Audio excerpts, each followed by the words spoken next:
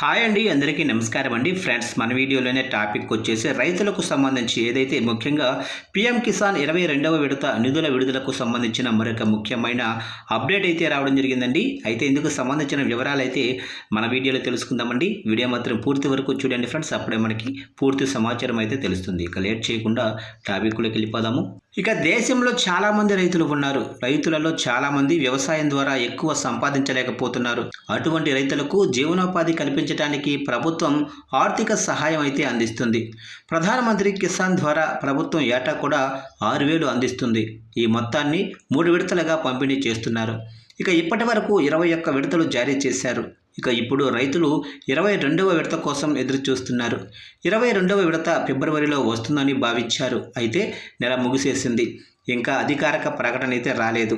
హోలీకి ముందు వస్తుందా లేదా ప్రభుత్వం పండుగ తర్వాత విడత విడుదలకు సంబంధించిన ప్రకటన చేస్తుందా అనేది పెద్ద ప్రశ్న.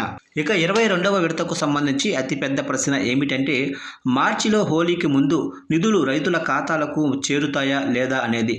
ఇక ప్రారంభంలో ప్రతి విడత దాదాపు ప్రతి 4 నెలలకు బదిలీ చేసినందున ఫిబ్రవరిలో డబ్బులు విడుదల చేస్తారని అంచనా వేసుకున్నారు. అయితే ఫిబ్రవరి ముగిసింది, కానీ ఇంకా అధికారిక ప్రకటన అయితే లేదు. ఇక ఇప్పుడు ప్రభుత్వం పండుగకు ముందు ఉపశమనం ఇస్తుందా లేదా హోలీ తర్వాత తేదీని ప్రకటిస్తుందా అనేది చర్చనీయాంశమైంది. ఇక సాధారణంగా ఇంత పెద్ద బదిలీ ప్రక్రియకు ముందు అధికారిక నోటిఫికేషన్ జారీ చేస్తారు. ప్రస్తుతం దీనికి సంబంధించి ఎటువంటి అప్డేట్ అయితే విడుదల కాలేదు. అందువల్ల హోలీకి ముందు నగదు పడే అవకాశం చాలా తక్కువగా ఉంది. పండుగకు ఇంకా 4 రోజులు మిగిలి ఉంది. హోలీ తర్వాతే ఈ ప్రక్రియ ఉంటుందని తెలుస్తుంది. ఇక ప్రధానమంత్రి కిసాన్ యోజన విస్తృత పరిధిని కలిగి ఉంది. దేశవ్యాప్తంగా కూడా కోట్లాది మంది రైతులు ఇందులో లబ్ధి పొందుతున్నారు. క్రమం తప్పకుండా వాయిదాల ప్రయోజనాలు పొందుతున్నారు. ఇక చివరి విడత అంటే 21వ విడత 9 కోట్లకు పైగా అర్హత కలిగిన రైతులకు ప్రయోజనం కలిగింది. ఈ సంఖ్య పథకం ఏ స్థాయిలో ప్రభావితం చేస్తుందో చెబుతుంది. ఇప్పుడు 22వ విడతతో నిధులను నేరుగా కోట్లాది మంది రైతుల ఖాతాలకు బదిలీ చేస్తారని భావిస్తున్నారు. ఇక ఈకేవైసీ, ఆధార్ లింకింగు, భూమి పత్రాలను అప్డేట్ చేసిన రైతులు తమ 22వ విడత కిసాన్ యోజన నిధులు అందుకుంటారు.